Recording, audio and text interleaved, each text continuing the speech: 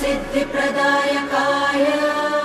ನಮಸ್ತೆ ವೀಕ್ಷಕರೇ, ನಾನು ನಿಮ್ಮ ಪಂಡಿತ್ ಲೋಕನಾಥ್ ಭಟ್ ಮಾತಾಡ್ತಾ ಇರುವಂಥದ್ದು. ನನ್ನ ಚಾನೆಲ್ ರಾಯರ ಭವಿಷ್ಯಕ್ಕೆ ನಿಮಗೆ ಸ್ವಾಗತ. ವೀಕ್ಷಕರೇ, ಇವತ್ತಿನ ವಿಡಿಯೋದಲ್ಲಿ 2026ರ ಮಕರ ರಾಶಿಯ ಭವಿಷ್ಯವನ್ನು ಹೇಳಿಕೊಡುತ್ತಿದ್ದೇನೆ. ಈ ವಿಡಿಯೋವನ್ನು ನೋಡುವ ಮುನ್ನ ಲೈಕ್ ಹಾಗೂ ಸಬ್ಸ್ಕ್ರೈಬ್ ಮಾಡಿ. ಮಕರ ರಾಶಿಯವರಿಗೆ ಕಳೆದ ವರ್ಷ ಏನು ಕಷ್ಟ ಹಾಗೂ ನಷ್ಟವನ್ನು ಅನುಭವಿಸಿದ್ದೀರಾ, ಈ ವರ್ಷ ಅದನ್ನು ಲಾಭದಾಯಕವಾಗಿ ಬರುತ್ತದೆ. ನಿಮ್ಮ ರಾಶಿಯ 6ನೇ ಮನೆಯಲ್ಲಿ ಗುರು ಸಂಚರಿಸ್ತಾ ಇರೋದ್ರಿಂದ ಶನಿದೇವರು 3ನೇ ಮನೆಯಲ್ಲಿ ಸಂಚರಿಸ್ತಾ ಇದ್ದಾರೆ. ಈ ರಾಶಿಯವರ ಒಂದು ಗುಣಲಕ್ಷಣದ ಬಗ್ಗೆ ನೋಡೋ ಹಾಗಿದ್ರೆ, ಮಕರ ರಾಶಿಯವರಿಗೆ ಕರ್ಮಾಧಿಕಾರಿಯಾಗಿ ಶನಿಯಾಗಿದ್ದಾನೆ. ಮಕರ ರಾಶಿಗೆ ಅಧಿಪತಿ ಕರ್ಮಕಾರಕನಾದ ಶನಿ. ಇವರು ಬಹಳ ಗಂಭೀರವಾದ ಸ್ವಭಾವದವರು ಹಾಗೂ ಶ್ರಮಜೀವಿಗಳು. ಯಾವುದನ್ನೇ ಆಗಲಿ ಯೋಜನೆ ಮಾಡಿ ಸಾಧಿಸುವಂತಹ ಗುಣ ಇರುವಂತಹ ವ್ಯಕ್ತಿ ಇವರು.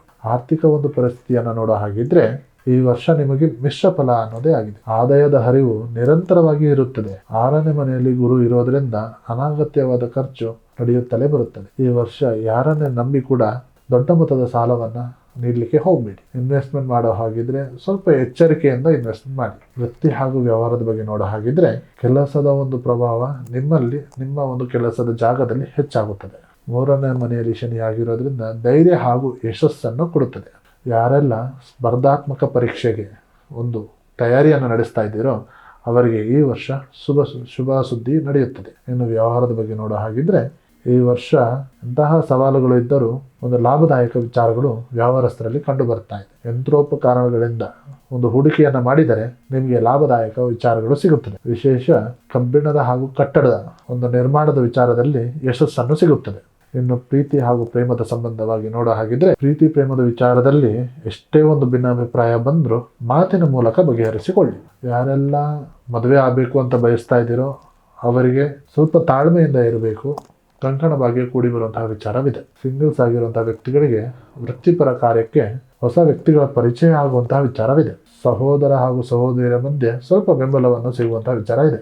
ಮಕ್ಕಳ ಆರೋಗ್ಯದ ಬಗ್ಗೆ ಸ್ವಲ್ಪ ಗಮನ ಹರಿಸಬೇಕಾಗುತ್ತೆ. ಮನೆಯಲ್ಲಿ ಶುಭ ಕಾರ್ಯ ಆಗುವಂತಹ ಸಾಧ್ಯತೆಗಳಿದೆ. ಇನ್ನು ಆರೋಗ್ಯದ ವಿಚಾರದ ಬಗ್ಗೆ ನೋಡೋ ಹಾಗಿದ್ರೆ, ಆರೋಗ್ಯದಲ್ಲಿ ಕೆಲವೊಂದು ಸಮಸ್ಯೆಗಳು ಏರ್ಪಾಡಂತ ಆಗುವಂಥ ವಿಚಾರಗಳು ಬರ್ಬೋದು. ನಿಯಮಿತ ವ್ಯಾಯಾಮ ಹಾಗೂ ನಿಯಮಿತ ಊಟಕ್ಕೆ ಸ್ವಲ್ಪ ಗಮನ. ಇವರ ಒಂದು ಅದೃಷ್ಟದ ಸಂಖ್ಯೆ ಹಾಗೂ ಬಣ್ಣವನ್ನು ನೋಡೋ ಹಾಗಿದ್ರೆ, ಅದೃಷ್ಟದ ಸಂಖ್ಯೆ 8, 4, 5. ಶುಭ ಬಣ್ಣ ನೀಲಿ ಹಾಗೂ ಹಸಿರು. ಈ ರಾಶಿಯ ಒಂದು ಪರಿಹಾರದ ಮಾರ್ಗವನ್ನು ಹೇಳೋ ಹಾಗಿದ್ರೆ, ಪ್ರತಿ ಶನಿವಾರ ಎಳ್ಳೆಣ್ಣೆ ದೀಪವನ್ನು ಹಚ್ಚಿ ಶನಿ ಮಹಾತ್ಮೆಯ ಒಂದು ಪಠಣೆಯನ್ನು ಮಾಡಿ. ಬಡವರಿಗೆ ನಿಮ್ಮ ಕೈಲಾದ ಒಂದು ಅನ್ನದಾನವನ್ನು ಮಾಡಿ. ಒಟ್ಟಾರೆ ಮಕರ ರಾಶಿಯವರಿಗೆ ತಿಳಿಸುವುದೇನೆಂದರೆ, ಸಂಕಷ್ಟದಿಂದ ಸುಖದ ಕಡೆ ನಡೆಯುವಂತಹ ಒಂದು ಸಮಯ ಅಂತ ಹೇಳ್ಬೋದು. ಇದಾಗಿತ್ತು ಈ ವರ್ಷದ 2026ನೇ ಇಸ್ವಿಯ ಮಕರ ರಾಶಿಯ ಒಂದು ಭವಿಷ್ಯ. ಮುಂದಿನ ಒಂದು ವಿಡಿಯೋಸ್ಗಳಿಗೆ ಸಿಗೋಣ. ಧನ್ಯವಾದಗಳು.